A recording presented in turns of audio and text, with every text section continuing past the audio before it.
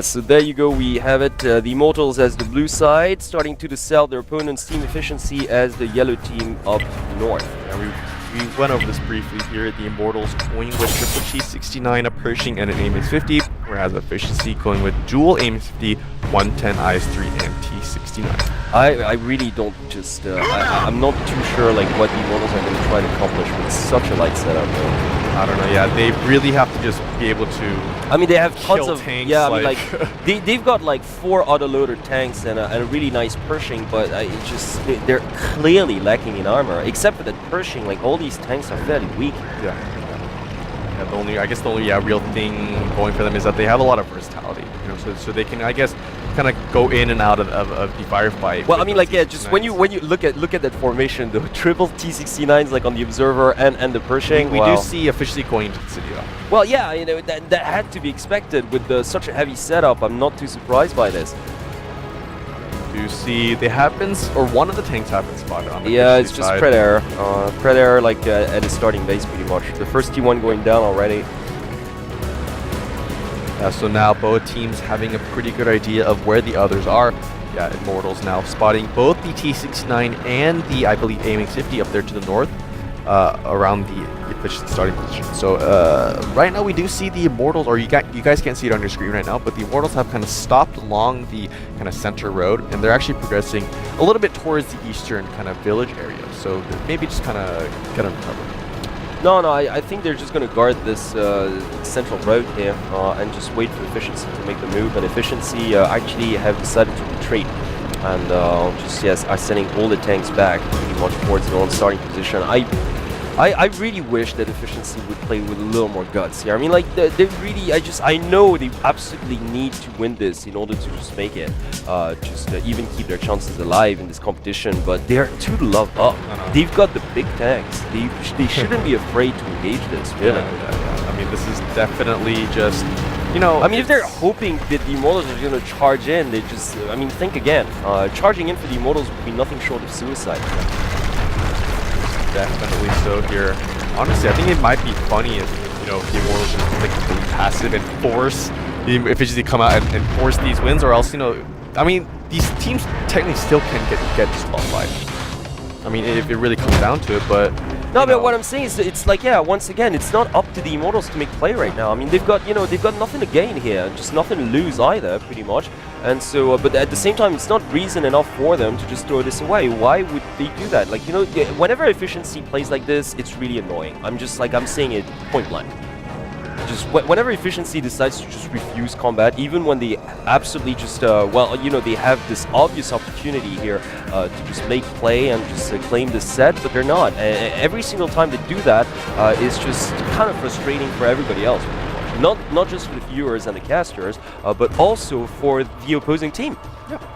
Well, obviously, yeah, because, you know, the thing is, if Immortals want to have any sort of engagement, which, you know, honestly, the Immortals, all they want is just a fair fight. Well, you know, yeah, exactly, and just Efficiency is not even giving them that in the first place. Yeah, and Efficiency can't really kind of not meet the expectations, but just kind of come out and, you know, have some sort of opening for the enemy team.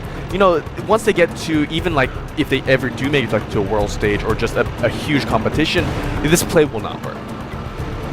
This play will absolutely not work. We do see them repositioning right now. Maybe they heard us here. Carves now moving in.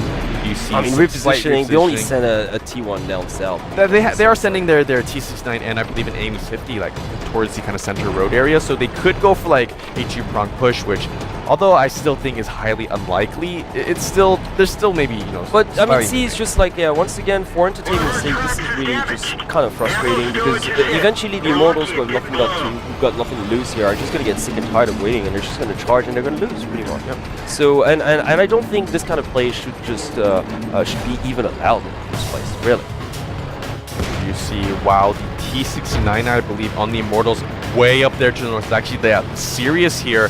Very close to Cyfox. He has been spotted, and all the tanks actually like pretty much pointing their turret exactly towards him. So the second he comes out of cover here, he will most likely take damage. He's trying to come out here to try and finish off Flyfox.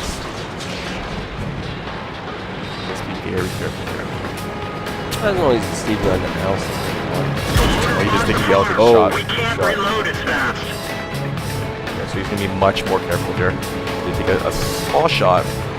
and it might actually force him. Actually, I don't even think he can back out from this position anymore because Oh, he's just gonna stay there. yeah, because the other tanks now know where he is. All right, well, just fellas, really, this is, I don't know.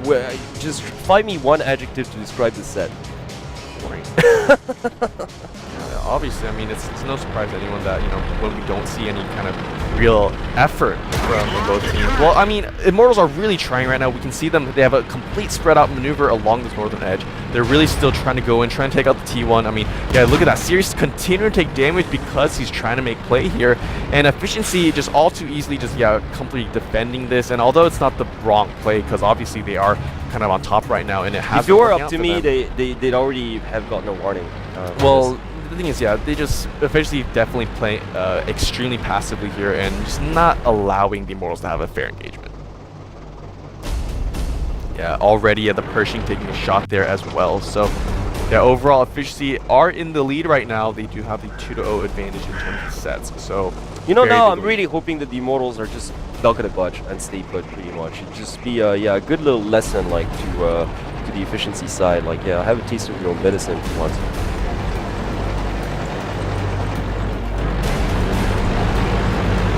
I mean, Efficiency is not even sending their T1 to capture this up. Like, they're not even doing that.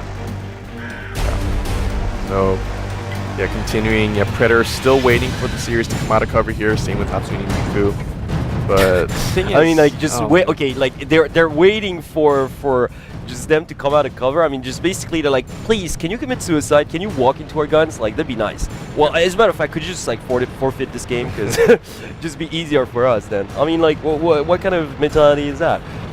Definitely, they are sending comics and that T1 towards the Immortals base. So maybe, I mean, they might kind of force some repositioning from the Immortals, but they might be actually going in for the series as well. So Sirius, well, yeah, I mean, just a little bit of danger. Well, and they should have like a while ago, as soon as the series just took that much damage, pretty much. But they're not even risking this as we speak. It's just this is unplayable.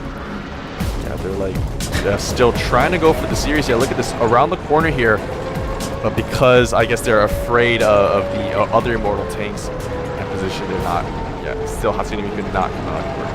Base capture now starting as well for Team Efficiency. Yeah, I saw that, and that should have started like 5 minutes ago too. If you're gonna do it anyways, like, just... T1 also coming back to try and defend this base capture here. Honestly, this is they're gonna very passive. Just passive is not even like it's dead. I mean, nothing's going on. Like Predator and Hatsune Miku are gonna go for it. Well, something's gonna happen it's gonna happen right now here. Hatsune Miku taking huge amounts of damage.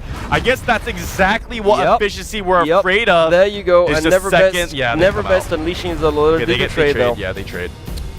They do trade. Yeah, so and the Pershing went back to defend this as well. So there you go. The T1 taken out. Good job, well done.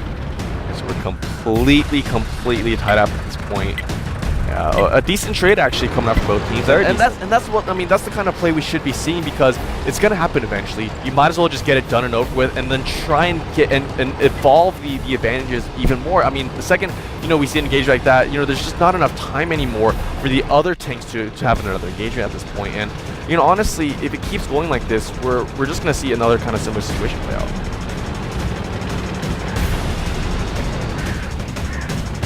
I still think, like, if it were up to me, I know this is like really crunch time for Efficiency, and I know they're in a dire spot and they absolutely need this win, but this is unexcusable. Still, like, if it were up to me, they should be warning for this.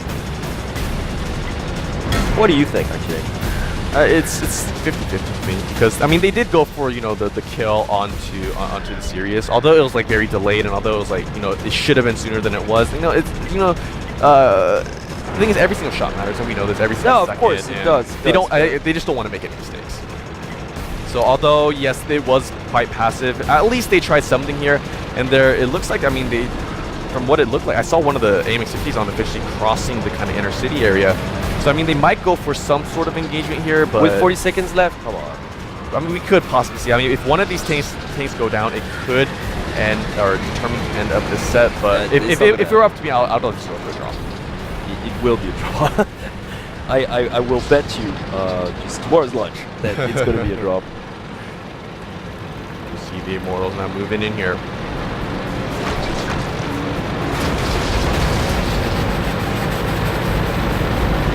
About 10 seconds remaining.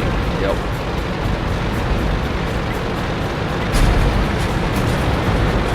I don't even know where they are. They haven't crossed. That's the answer for you. They haven't even crossed.